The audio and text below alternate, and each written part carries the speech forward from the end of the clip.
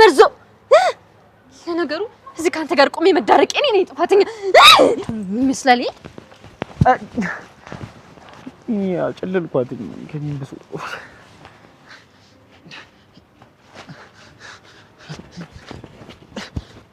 ወዴት እየሄድኩ ነበር አሁንስ ቺንጌ እየዘለለ ነው መሰለኝ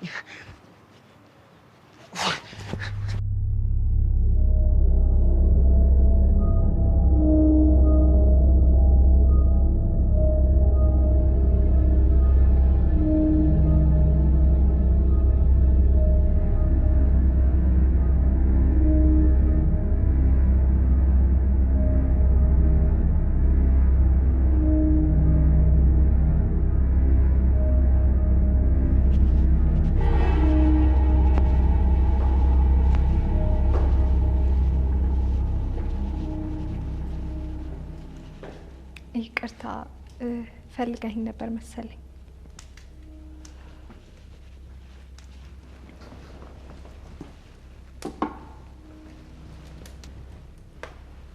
ጠጪ አይ ይቅርብኝ ካልፈለግሽ አላስገድድሽ ያው እነዚህን መጠጦች አላቃቸውም ብዬ ነው እንጂ ችግር የለውም እኔ ከፈለጉ ክፍልሽ ውስጥ ሲጥ አድርጌ ልገልሽ እንደምችል ታውቂያለሽ አይደል? አዎ ግን እኮ የምትፈልገውን ስራ እንሰራለን ተስማምተናል። ማህሌት ከኔ ጋር ለመቀጠል አንድ እድል ብቻ ነው ያለሽ። ግድ የለም እንደምንም ብዬ ይሄንን አንድ እድል ለመጠቀም ሞክራለሁ። ግን ስራው ምንድነው? በጣም ጥሩ ስለ ስራው ሙሉ መረጃ ነግርሻለሁ። ከዛ በፊት ግን መድብል ከነ ቤተሰቦቹ የት እንደሚኖር ትነግሪኛለሽ።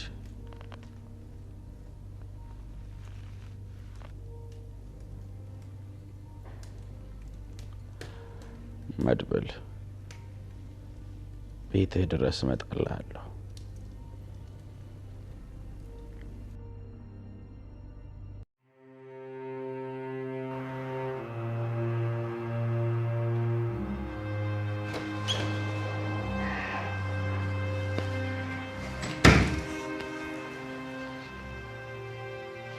ጥቁር አዝሙድ ቆይ ምን ልትሰራ መጣ? ይኸውልሽ እኔ ጥቁር አዝሙድ ገንዘቡን ከየት እንዳመጣው ነገርኩሽ አይደል እንዴ? ቆይ የእህቴ ተባባሪ ስለሆንክ ይቅር የምልህ መስሏል እንዴ? ቆይ አንተ ከሷ በምን ተሻልክ? እሺ በቃ ከዚህ በኋላ ምንም ነገር አልደብቅሽም። ገንዘቡን ከየት እንዳመጣው ስለደበቀኝ አይደለም የተበሳጨው። ግን እንዴት ከሷ ጋር ሰው ለመጉዳት አሰብክ? ግን እኮ ንጹህ ሰው አይደለም ለጎዳ ያሰብኩት እንዴ? ሰውየው እኮ ትዳር አለው። እውነት ለሚስቱ አዝና አይመስልም? ይልቅ ሌላ ነገር እያሰብኩ ነበር። ሰውየውን ድጋሚ ባስፈራረው ሰውየው እኮ ሚስቱ የላከችኝ ሰላይ እንደሆንኩ ነው የሚያቀኝ።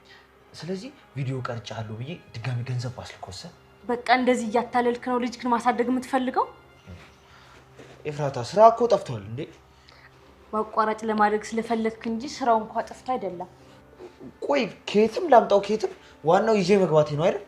ያንተን የግፍ ገንዘብ እኔም ልጄም አንፈልግም እያልኩ አትሰማም እንዴ አንተ ደነዝ? ግን እኮ የሚቀጥለውን የቤት ኪራይ የምንከፍለው ብር እንኳን የለንም። እሺ ሰው ገንዘብ ነው ብለህ አይደል እንዴ እንደዛ ስትበትነው የነበረ? ይኸውልሽ ኤፍራታ እኔ ቢያንስ እንዳንቺ ሽንት ቤት ገንዘቤን አልጣልኩትም። እሺ ይዱታልኝ እንደው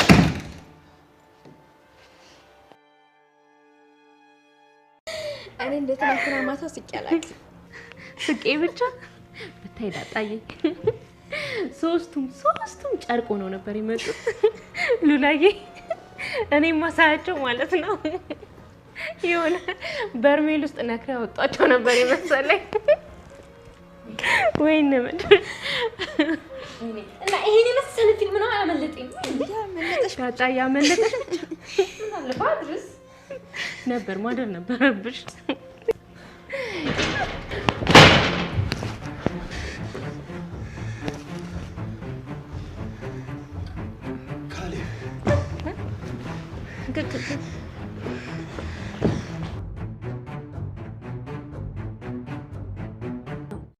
ኩራት የሚባለው የሚደፍረን የሌለ ጊዜ የሚንቀን ሲያከብረን ወይ ሲጠፋ ነው።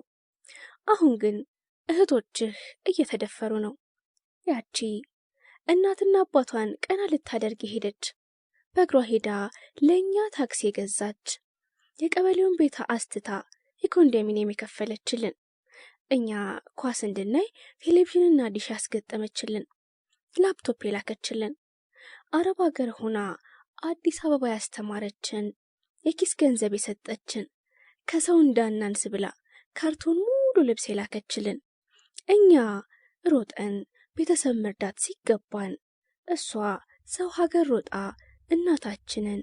እናቷን ያነሳች፣ ያረጁትን የተንቃቁትን የቤት ዕቃዎች በአዲስ የተካችልን፣ እሷ አውደ ዓመትን በባዕዳን ሀገር ሆና አንተንና እኔን ከወገኖች ጋር ከማመዬ ጋር ያስደሰተች፣ በግ የገዛች ቤቱን ያሟላች፣ እሷ ወድቃና አዝና ቤተሰቦቿን ያነሳች አስደሳች ያቺ እህቴ እየተደፈረች ነው። በኩራት በክብር በደስታ በፍቅር በድል እኖራለሁ።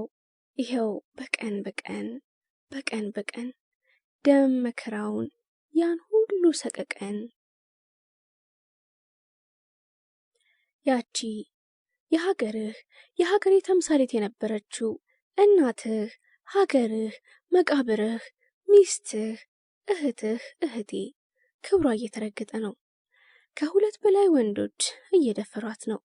በእሳት እየተቃጠለች ጠንከር ያለ ስድብ የማታውቀው እህትህ አጥንቷ እስኪሰበር ሞራሏ እስኪላሽቅ እየተሰደበች እየተመናጨቀች የፈላ ውሃ እየተደፋባት መሬት ለመሬት መንገድ ለመንገድ እየተጎተተች እንባዋ እንደ ጎርፍ ውሃ እየፈሰሰ ሙሉ አካል ይዛ ወጣ አካለ ጎደሎ ሆናለች። በሸካራ እጅ ለመንካት የማይደፈረው አካሏ በጅራፍ እየተገረፈ ቤተ ክርስቲያን እንደገባች ውሻ እየተሳደደች ሆስፒታል መውለድ ያንሳታል ያልናት ባለቤታችን የአካሏን ክፋይ ፍሬዋን ልጇን አስፋልት ላይ እየተገላገለች ነው።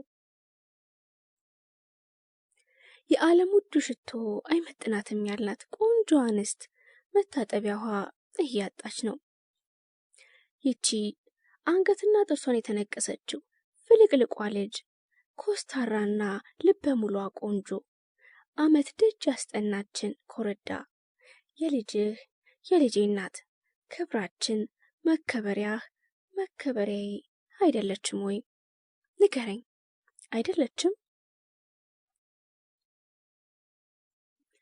አድዋ ዛሬ ናት፣ አድዋ ትናንት መቼ የተነሱና የወዳደቁት? አንተ ጃኢ ፋዲ ወተርጃ ፋዲ አረብኛ ነው።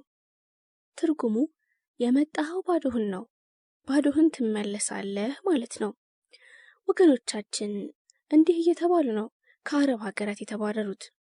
ቆይ ከኢትዮጵያ ይዘነው ሄድነው ሙሉ አካልስ፣ የወጣትነት ጉልበታችንስ፣ ሁሌ ምራቅ የምትውጥላቸው ቆንጆ እንስቶችስ፣ ክብር ኩራታችንስ፣ እዚህ የሰጠናችሁ ማዳጋስካርን የሚያክለው መሬትስ፣ የነቢዩ መሐመድን አደራ መቀበላችንስ፣ ከብቶቻችንን ሸጠን የመጣንበትስ፣ የሚጠባውን ልጄን የተውኩትስ፣ ለዓመታት የራኩት ውዱ ባሌስ፣ የአረጋዊ እናትና አባቶቻችን ናፍቆትስ፣ ውለሽ ግቢ የሚለው ምርቃትስ፣ ሰውነታችንስ ለእናንተ ዋጋቸው ስንት ነው? ለእናንተ ሀብት ነዳጅ ብቻ ነው። ለእናንተ አዱኛ ማለት ሪያድ፣ ፓውንድ፣ ዶላር፣ ዩሮ፣ ሊሬ፣ የን ብቻ ነው። የቤተሰብ ናፍቆት፣ የልጅ ስስት፣ የሀገር ፍቅር፣ ኢትዮጵያዊነት ለእናንተ ተራ ነው፣ ቁም ነገር አይደለም። ባታውቁት ነው እንጂ ብዙ ነገር ጥለን የመጣ ነው። ስለዚህ ባዷችንን አልመጣንም። ስለዚህ ወርዳችሁ የወረደ ጥያቄ አትጠይቁን። ከአረጋዊ እስከ ሕፃናት፣ ከገዢ ፓርቲ እስከ ተቃዋሚ ፓርቲ፣ ከፖሊስ እስከ ሜጀር ጀነራል፣ ከሐኪም እስከ ታካሚ፣ ከሹፌር እስከ ፓይለት፣ ከመንግስት ሰራተኛ እስከ ግል ተቀጣሪ፣ ከጥቃቅንና አነስተኛ እስከ ትልቁ ባለ ሀብት፣ ከቀን ሰራተኛ እስከ መሐንዲስ፣ ከጠቅላይ ሚኒስትሩ እስከ ቀበሌ ካቢኔ፣ ከሱቅ ባለቤቶች እስከ ሞል ባለቤቶች፣ ከመዋለ ሕፃናት ተማሪ እስከ ዩኒቨርሲቲ፣ ከአማተር እስከ አንጋፋ አርቲስት፣ ከሕፃናት መምህር እስከ ታላላቅ ተቋማት ፕሮፌሰሮች፣ ሙስሊም ሆነን ክርስቲያን፣ ምንም አመለክን ምንም ጥያቄ አለኝ። ማንነት ምንድን ነው? ጀግንነት እስከ የት ነው? ትዕግስት ልኩ እስከ መቼ ነው? በቃ ለኳስ ብቻ ነው ባንዲራ የምናነሳው? አረንጓዴ፣ ቢጫ፣ ቀዩ ባንዲራ ትዝ የሚለን ሩጫ ስናሸንፍ ብቻ ነው? ባንዲራው ሲነሳ ብቻ ነው ሆ የምንለው? ጎል ሲገባ ብቻ ነው የምንጮኸው? ውጤት ሲጠፋ ብቻ ነው የምንበሽቀው? ዳኛ ሲበድለን ብቻ ነው ራሳችንን የምናጠፋው? እንዲህ እንዳሁኑ ባንዲራ ሲወድቅስ፣ እህቶቻችን እንደ ጭቃ ሲረገጡስ፣ ወንድሞቻችን እንደ ውሻ ሲባረሩስ፣ ኢትዮጵያዊነት ከምንም ሲቆጠርስ፣ ክብር ሲጠፋስ፣ ማንነት እንደ ምናምንቴ ሲረክስስ፣ ይህ የኛ ጉዳይ አይደለም? የትናንቱ የኳስ አንድነትስ? ትናንት ባንዲራውን በክንዳችን በመላ ሰውነታችን በራሳችን ያደረግነውስ? በመላ አካላታችን የተነቀስነውስ? ያደግንበት ኢትዮጵያዊነትስ? ምስጋና ለነሱ ለአድዋ ጀግኖች፣ ለዛሬ ነጻነት ላበቁኝ ወገኖች። በመጪው ትውልድ መታወስ እንፈልጋለን። ምስጋና፣ ክብር፣ ውዳሴ ያስፈልገናል ወይ? እንግዲያውስ ለምን አትቆጣም? ለምን አንቆጣም? ለምን አልቆጣም? እኛነታችንን ሲያዋርዱ፣ ሰውነታችንን ሲያረክሱ፣ ማንነታችንን ሲረግጡ፣ ከሰውነት አውርደው እንደ እንስሳ ሲያወርዱን፣ ባህላችንን ሲበርዙ፣ ታሪካችንን ጥቁር ቀለም ሲቀቡት፣ እሴታችንን ሲያፈርሱ፣ ማንነታችንን ሲንዱ እንቆጣለን። እንደ አንበሳ እንጎሳለን፣ እንደ አያቶቻችን እንሸልላለን፣ እንደ አባቶቻችን እንፎክራለን። የጀግና ልጆች ጀግና ነን፣ ጀግና ኢትዮጵያዊ።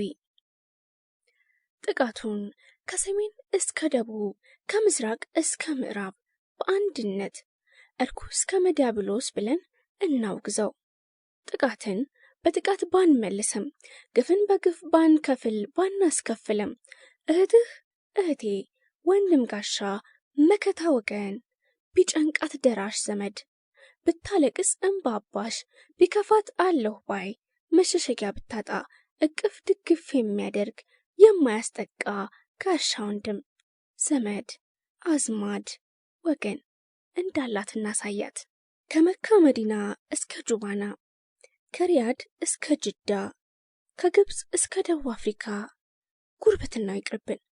በኢትዮጵያዊነት ከመጡብህ ዲፕሎማሲ ብሎ ነገር ጥንቅር ይበል። በክብርና ሲስ ካሉን እምቢ እንበላቸው።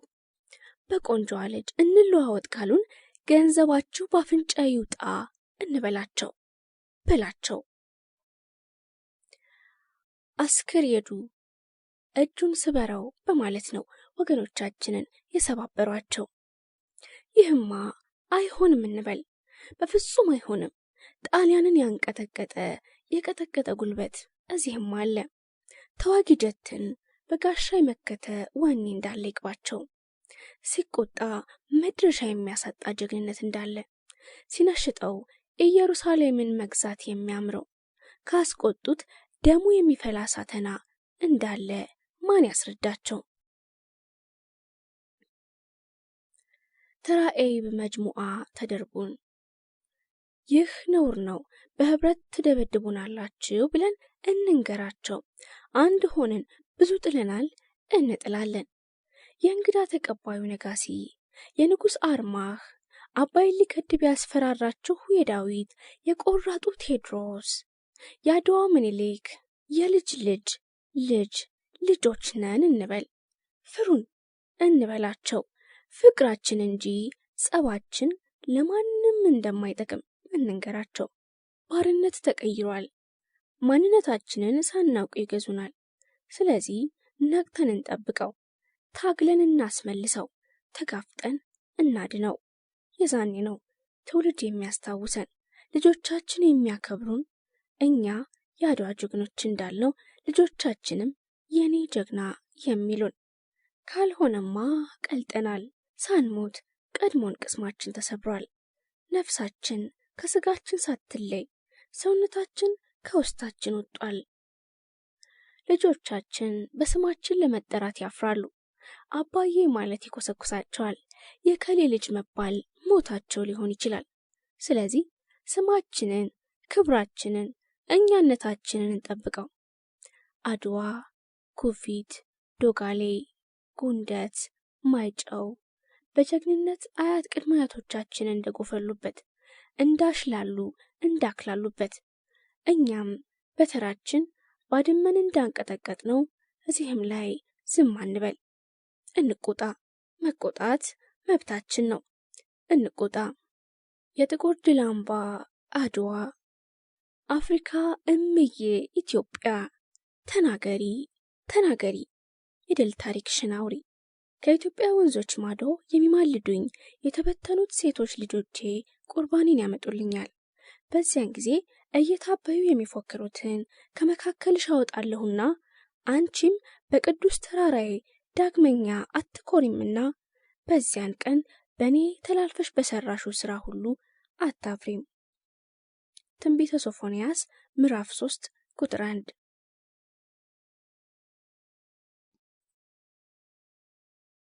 መንፈሳዊነት ምንድን ነው? መንፈሳዊንስ እነማን ናቸው? መንፈሳዊነት ትልቅ ግብር ነው።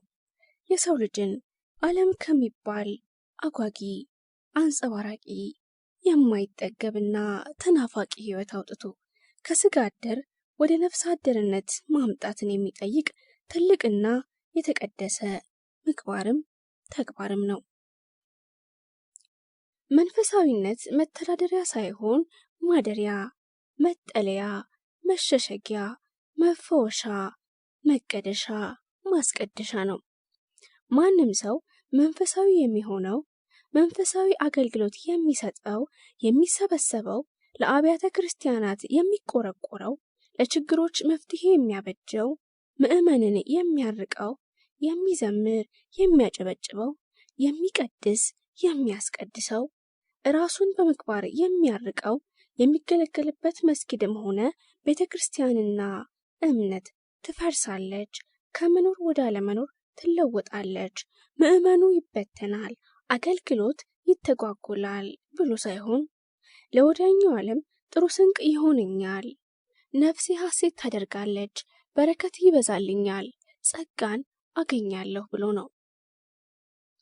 አሁን ታዲያ የጽንሰ ሐሳብ ለምን ተለወጠ? ከሰማይ የወረደ አዲስ አሰራር መጣ እንዴ? መንፈሳዊነት ለምን ግራ ገባው? መንፈሳዊያንስ ለምን እንዲህ መላግጡ ጠፋባቸው? የኳስ ሜዳና የአውደ ምሕረት ልዩነቱ ግራ ገባቸው። ቤተ ክርስቲያንና ባለውቃቤ ቤት እኮ ይለያያሉ። ፖለቲካና መንፈሳዊ ድርጅት ለየቅል መስለውኝ። ምንድን ነው ሐሳባችሁ? በየአብያተ ክርስቲያናቱና መስጊዱ ጠላት፣ መናፍቅ፣ ቃፊር ወይም ኢአማኒ፣ አሕዛብ፣ እነዛ የሚባሉ ስድቦች፣ ዘለፋዎች፣ ማንጓጠጦች፣ ትችቶች፣ ቁጣዎች ለምንድን ነው የበዙት? ቆይ ጠላት ማን ነው? ለየትኛውም አይነት መንፈሳዊ ሰው ጠላቱ የወንድሞች ከሳሽ የተባለው ሰይጣን መስሎኝ። ታዲያ በመዝሙራችሁና በስብከታችሁ ውስጥ የጠላት መንደር ምን ትሰሪያለሽ እነዛ ሰፈር የሚባሉ የማስፈራሪያ የዛቻና ቁጣ ቃሎች ለምን አስፈለገ? እነዛ እነማን ናቸው? እናንተስ እነማን ናችሁ? ጠላታችሁ የሌላ እምነት ተከታይ ያውም በትንሽ አስተምህሮ ወይም ዶክትሪን ልዩነት ያላችሁ በአንድ አባት እየተጠራችሁ በእናት ስለተለያያችሁ ነው የምትነቃቀፉት? ከልዩነታችሁ ይልቅ አንድነታችሁ ይበዛል እኮ። ምንድን ነው ለልጆቻችሁ እያስተማራችሁት ያላችሁት ነገር? እናንተ ብቻ የማርያም ልጅ፣ እናንተ ብቻ የኢየሱስ አገልጋይ፣ እናንተ ብቻ የአብ የወልድና የመንፈስ ቅዱስ ትርጉም የገባችሁ አላህን የምታውቁት እናንተ ብቻ ለምን ይሆናል? ከእናንተ ውጭ ያሉት ዝም ብለው ግልቦች ናቸው? ለምን መጽሐፍ ቅዱስም ሆነ ቁርአን የገባችሁ እናንተ ብቻ እንጂ ሌላው ምንም የማያውቅ ታስመስላላችሁ? ልባችሁ እያወቀው ልዩነት ቢኖርም አንድነት እንዳለ፣ ባትግባቡም ጠላት እንዳልሆናችሁ፣ የአስተምሮ ልዩነት ቢኖርም በሰይጣን እንደማያምኑ እናንተ በምታምኑት ፈጣሪ እንደሚያምኑ እያወቃችሁ፣ እናንተ ራሱ ግር የሚላችሁ አስተምሮ እንዳለ እያወቃችሁ፣ እውቀታችሁ ሙሉ እንዳልሆነ ውስጣችሁ እየነገራችሁ ሌሎችን እንደናንተ ያሉ የእምነት መሪዎችን ብታናግሩ ብትወያዩ ልትረቷቸው እንደማትችሉ እያወቃችሁ ለምን ሌላውን ታንቋጥጣላችሁ? ወንድሞቻችሁ ላይ ለምን ታላግጣላችሁ? ይህ ነውር አይደለም? ወንድምህን ሳይሆን ጠላትህን እንደራስህ ውደድ አይደል የሚለው ቅዱሱ መጽሐፍ? እያንዳንዳችሁ እኔ የጳውሎስ ነኝ፣ እኔ የአጵሎስ ነኝ፣ እኔ ግን የኬፋ ነኝ፣ እኔስ የክርስቶስ ነኝ አትበሉ አልተባለም? ክርስቶስ ተከፍሏልን? ጳውሎስ ስለ እናንተ ተሰቀለን? ወይስ በጳውሎስ ተጠመቃችሁ አይደለም የሚለው መጽሐፍ ቅዱስ? ይህን ማለታችሁ ገና ስጋውያን መሆናችሁ አይደለምን? አንደኛ ቆሮንቶስ ምዕራፍ 3 ቁጥር 1። ዓላማችሁ ምንድን ነው? መንፈሳዊነት ማስፈን፣ አንድነት ማምጣት? ይሄ ስግብግብነት፣ በራስ ወዳድነት፣ በዝሙት የተበከለውን ዓለም ሰላም ማድረግ፣ ቅጥ ያጣውን የሀብት መሻት፣ ልክ ያጣውን ራስ ወዳድነት፣ መቆሚያ የሌለ የሚመስለውን የሞራል ውድቀትና መጥፋት መቀነስ፣ በዘር በቋንቋ በቀለም የተለያየውን ህብረተሰብ በመንፈስ አንድ ማድረግ መስሎኝ። አዎ ከሆነ መልሳችሁ ለምን እንዴት አደርጋላችሁ? ይሄ እምነት የዚህ ዘር ነው፣ እናንተ ደግሞ ይህን ተከተሉ። ጌታን ከተቀበላችሁ ስራም ስንዴም ገንዘብም እንለግሳለን። ክርስቲያን ካልሆንክ ስልጣንህን ለሌላ ሰው እንሰጠዋለን ለምን ትላላችሁ? ኧረ እንደውም በትእዛዝ ትንቢት ተነብዩ ጀመር አሉ። ፈጣሪ ለእኔ ብሎሻል፣ እኔን እንድታገቢ ፈቅዷል። እመብርሃን በህልሜ ተገልጣ ካንተ ጋር ብሆን ቀና ነው መንገዱ ብላኛለች፣ ስለዚህ አግባኝ። ከእከሌ ጋር ከቀጠላችሁ ህይወትሽ አደጋ አለበት፣ ልጅ ላትወልዱ ትችላላችሁ። ይህን እምነት ከለቀቅሽ ርኩስ መንፈስ ይጫወትብሻል። የእኛ ብቻ ነው ትክክል ህይወት፣ እውነት፣ ትክክለኛ መንገድ እዚህ ብቻ ነው፣ ሌላው ገደል፣ ሲኦል፣ የገሃነብ ደጅ ነው ማለት አስፈላጊ አይመስለኝም። ፈጣሪ ጉልበት አለው እንጂ ጉልበተኛ አይደለም። በፍቅር ይጠራል እንጂ በጡጫና በቡጤ አይመልስም። በማስፈራራት ቢሆንማ አንዲት ጥምቀት፣ አንዲት ሃይማኖት የሚለው የወንጌል ጥቅስ ተገበር ነበር። ግን መንፈሳዊነት ነፃ ፈቃድ ነው። አዲስ አማኝም ሆነ እግር ጥሎት እናንተ አብያተ ክርስቲያን ሲመጣ አመለጥሻቸው። ስንት ነገር ታስቦብሽ ነበር፣ ሊያሳብዱሽ ነበር፣ ራስሽን ሊያስቱሽ ሲሉ ለጥቂት አመለጥሻቸው። ከአሁን በኋላ ጥላ ከለላሽ እኛ ብቻ ነን ይባላል። ወደ ኋላ ከተመለሽ አደጋ አለው ይባላል።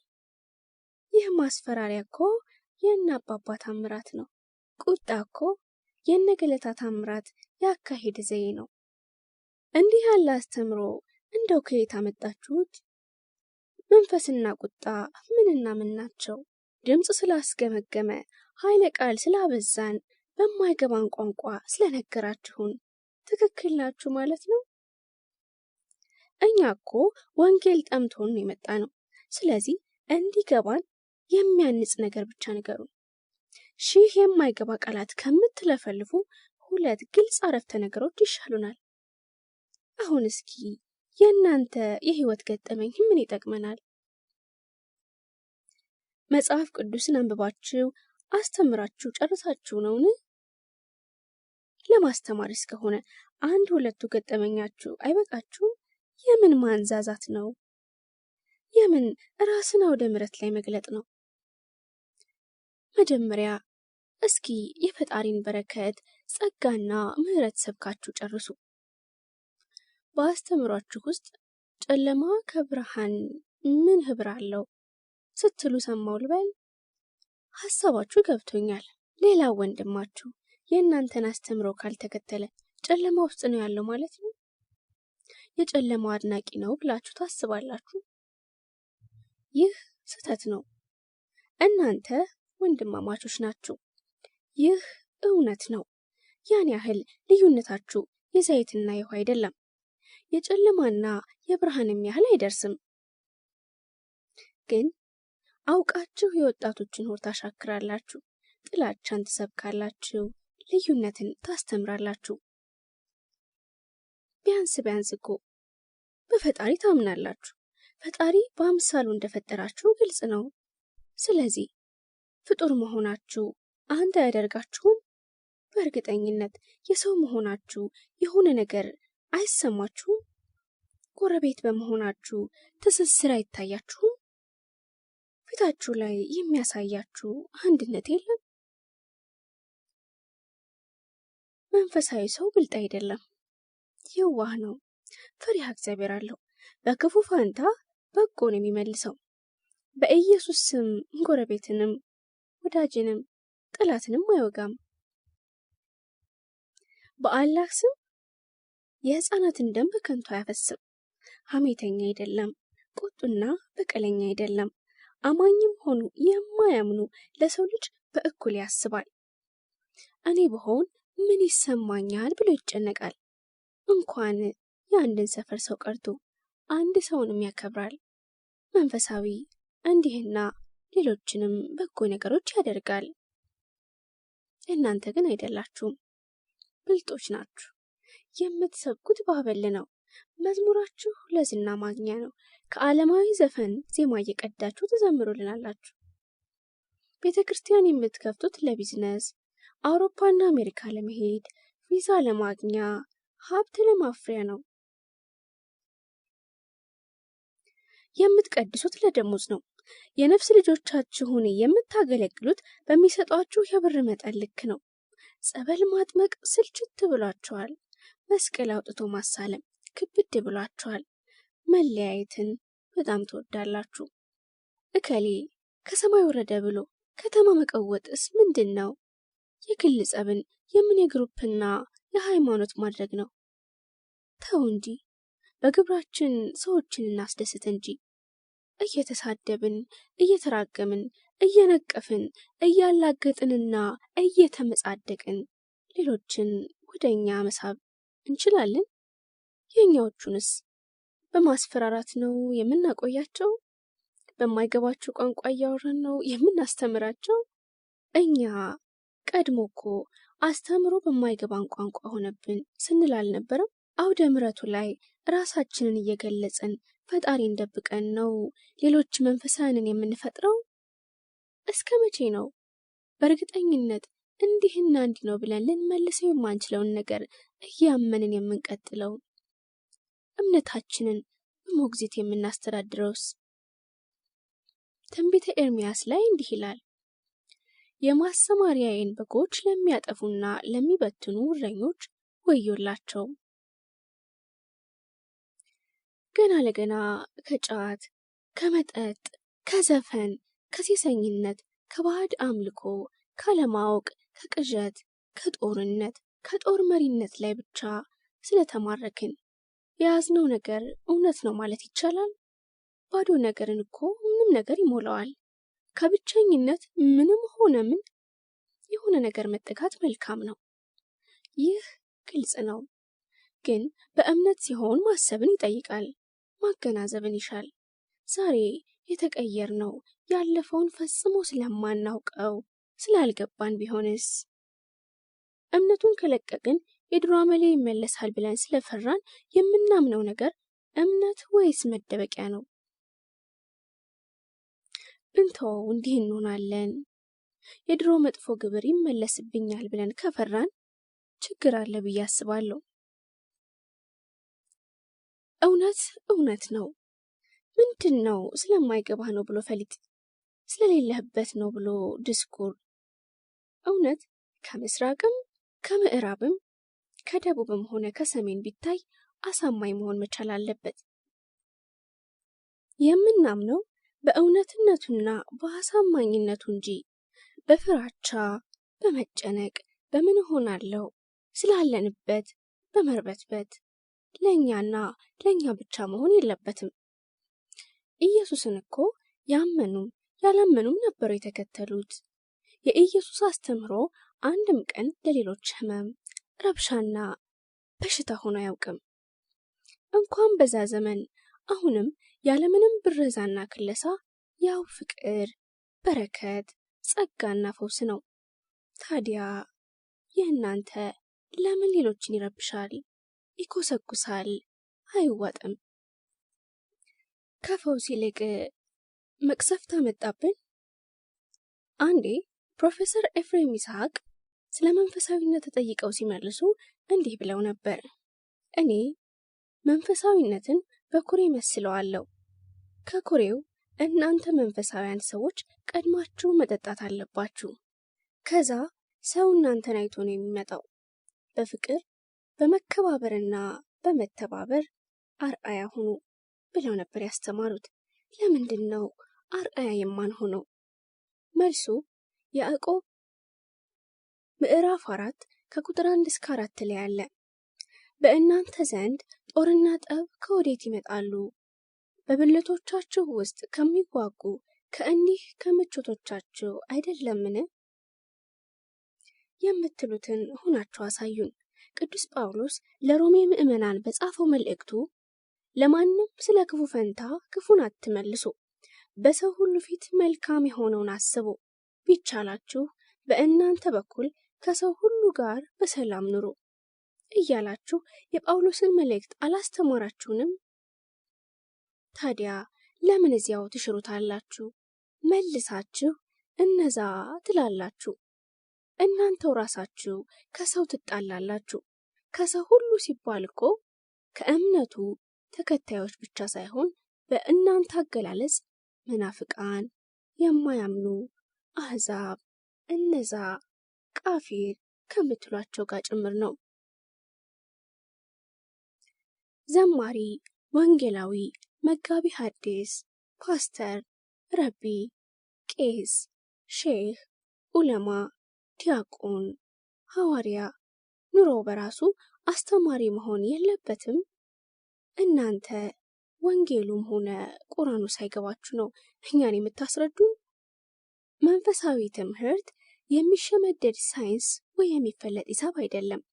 የሚኖር በህይወት የሚገለጥ በድርጊት የሚታይ በአለባበስ የሚገመት በኑሯችን የሚገለጥ ነው። የራሳችሁን ቤት ሳታንጹ፣ ባለቤታችሁን ሳትገስጹ፣ ልጆቻችሁን ሳትገሩ፣ ኑሮ ያጎበጠውን ቤተሰባችሁን ሳታቃኑ እኛን እንዴት ይቻላችኋል? እናንተ የት አላችሁ? ከምላሳችሁ ያለፈው ምግባር የት አለ? በመጨረሻ ስለ ኢትዮጵያዊነት እናውራ። እናንተ ኢትዮጵያውያን ናችሁ። እናንተ ስል ኢትዮጵያዊ የእምነት መሪዎችና አባቶች። የአስተምሮ መንገዶቻቸው የኢትዮጵያዊ መንፈስ መልቀቅ አይገባውም። ምንም ይሁን ምንም ለልጆቻችሁ አንድ ማሰሪያ አስቀምጡ፣ ኢትዮጵያዊነትን። ከሩቅ ምስራቅም ከምዕራብም ከአውሮፓም ቀጥታ እየቀዳችሁ ለልጆቻችሁ አታስተምሩ። እናንተ ያደጋችሁበትን የማህበረሰብ ስርዓት፣ ምግባርና ሞራል ከመንፈሳዊ እውቀቱ ጋር አክሉላቸው። ወጣቶችን ለመሳብ ስትሉ እንደ አውሮፓ፣ አሜሪካና አረብ ያድርጋችሁ። ኢትዮጵያዊ ሁኑ። ባህል፣ ታሪክ፣ ትውፊት፣ ስርዓት፣ ስነ ምግባር እንደሌለው መሆን ነው። ከኢትዮጵያ ጉዳይ ይልቅ የግብፅ፣ የቫቲካን፣ የጀርመን፣ የአሜሪካ፣ የእንግሊዝ ጉዳይ የሚያንገበግበው የሚያንሰፈስፈው ትውልድ አትፍጠሩብን። የእግዚአብሔር ልጆችና የዲያብሎስ ልጆች በዚህ የተገለጡ ናቸው። ጽድቅን የማያደርግና ወንድሙን የማይወድ ሁሉ ከእግዚአብሔር አይደለም። አንደኛ ዮሐንስ ምዕራፍ 3 ቁጥር 10።